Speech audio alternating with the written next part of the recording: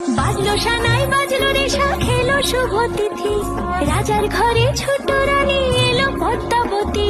রানী পদ্মাবতী, রাজার আরো 6টি রানীর ছিল না সন্তান, পদ্মাবতীর কোলালোতে মিলল সমাধান।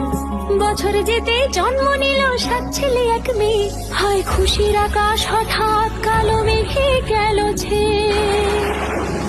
হিংসেতে যায় জ্বলে পুড়ে বাকি 6টি রানী, যুক্তি করে ঘটায় ওরা 7 কুমারের হানি।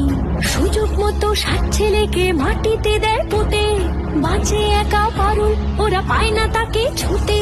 ধাইমা বাজায় সেই মেয়েকে বড় করে তোলে, 7 ভাইকে পায় যে পারুল 7টে চাপা ফুলে। এত কিছুর পরেও রাজার বিপদ যে কাটে না, সূর্য নগরে সুখের সূর্য আর ওঠে না।